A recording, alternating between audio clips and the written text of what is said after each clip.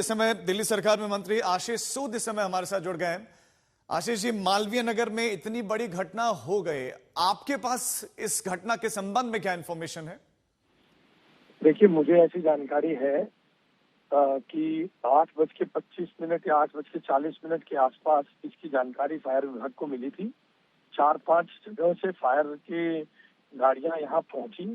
भयंकर धुएं के बीच में 3 तरफ से फायर ब्रिगेड ने वहाँ काम किया है। मुझे प्राप्त इंफॉर्मेशन के हिसाब से मैं रास्ते में हूँ, रेस्क्यू ऑपरेशन के बीच में मैं वहाँ नहीं पहुंचा था। 37 लोगों को वहाँ से फायर ने निकाल के हॉस्पिटल भेजा है। हमारे फायर ब्रिगेड के लोग हॉस्पिटल के साथ संपर्क में हैं। हमारे फायर ब्रिगेड के लोग हॉस्पिटल पहुंचे हैं और वहाँ से जानकारी एकत्र कर रहे हैं। 10 मिनट के अंदर मैं भी मौके पर पहुंचने वाला हूँ और जो भी उसमें रेस्क्यू ऑपरेशन वहाँ चल रहे हैं वो जैसे ही समाप्त होंगे तो हम सारी जानकारी आप बता रहे हैं कि 10 मिनट में आप भी पहुंचने वाले हैं। आशीष जी, कितने लोगों की जान गई है, कितने लोग घायल हैं, आपके पास क्या इन्फॉर्मेशन है? मैंने आपको बताया, मेरे पास प्राप्त जानकारी में 37 लोगों को वहां से निकालकर अस्पताल में पहुंचाया गया है। फायर के लोग वहां पर है। प्रारंभिक डॉक्टरी जांच के बाद जब डॉक्टर हमें सूचित करेंगे तभी मैं आपको कोई आधिकारिक जानकारी दे पाऊंगा। आशीष जी, हमारे पास जानकारी आ गई है, 20 लोगों की हमें जाने की खबर मिल रही है। ये बहुत चिंताजनक है।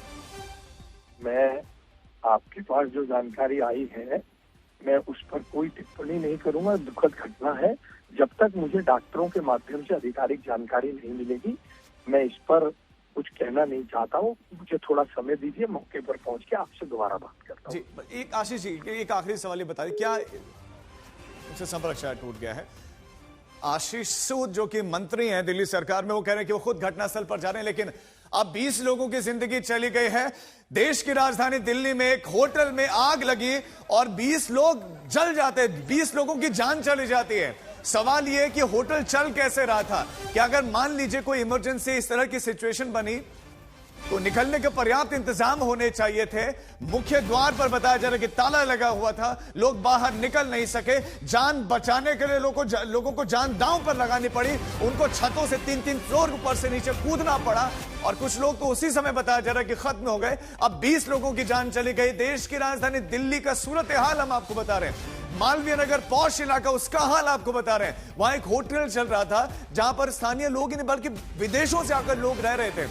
उस जगह पर एक रेस्टोरेंट में, एक होटल में आग लग जाती है।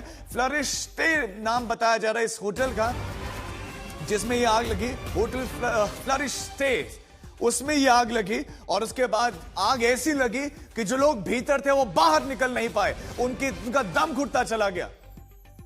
जितेंद्र हमारे साथ, हमारे संवाददाता जितेंद्र, 20 लोगों की जान चली गई है, यानी कि भारी अनियमितताएं हुई हैं, लोगों को बचने का समय नहीं मिला। बहुत बड़ी लापरवाही उजागर हो रही है यहाँ तो।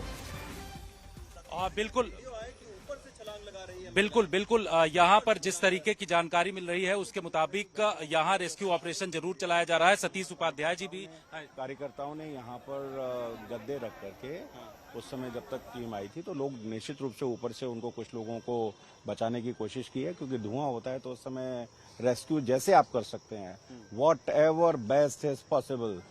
सरकार के लोगों ने, पार्टी के कार्यकर्ताओं ने, पुलिस ने मिलकर के गद्दे नीचे रख करके निश्चित रूप से ऐसा क्योंकि जैसे ही घटना हुई तो तुरंत एकदम ऑपरेशन शुरू हो गया। ये 8:51 की घटना है और इसलिए 9 बजे ऑपरेशन हम लोगों ने शुरू कर दिया था। तो इसलिए ये जितना जो हो सकता था उसका बेस्ट पॉसिबल। कैजुअलिटी बहुत 20 बता रहे हैं। देखिए, अब ये मैंने कहा ना, ये तो अब इस समय मैं आपको कोई कारण बता दूं कैजुअलिटी का, इट इज नॉट पॉसिबल और ये सही भी नहीं है। लेकिन क्या कारण हुआ है, नीचे शॉर्ट सर्किट हुआ, ये तो जांच का विषय है। शॉर्ट सर्किट हुआ है जी, लेकिन जो जानकारी मिल रही कि इसमें बेसमेंट की तरफ जो चैनल था उसमें ताला लगा हुआ था और उसमें बहुत सारे लोग फंसे हुए थे और उसको जब फायर ब्रिगेड की गाड़ी यहाँ पर पहुंची तो उसको काट करके उस चैनल को खोला गया। निश्चित रूप से यहाँ पर ये जो होटल बना हुआ है, ये इस पर BNB का कोई लाइसेंस था इसके पास और उसके कारण से यहाँ जो सामने मैक्स हॉस्पिटल है वहाँ के लोग यहाँ पर आते हैं और उसमें कुछ विदेशी नागरिक भी हैं। ये 9:51 की घटना है और उसी के बाद से हम सब लोग 8:51 की घटना है।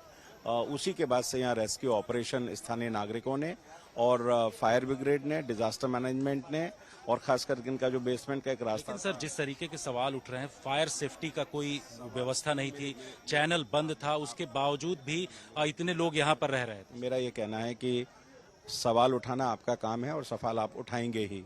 मेरा काम, पहली जो मेरी प्रायोरिटी है वो है राहत के कार्य। मेरी प्रायोरिटी है पहले लोगों को बचाना, मेरी प्रायोरिटी है लोगों को यहाँ से निकालना और वही काम हम कर रहे हैं। अब ये सवाल जवाब जांच के विषय हैं। वास्तव में जहां जिसने जो कमी की होगी उसके खिलाफ सख्त से सख्त कार्रवाई निश्चित रूप से रूथलेसली करनी चाहिए और इसमें किसी को बचाने की आवश्यकता नहीं है।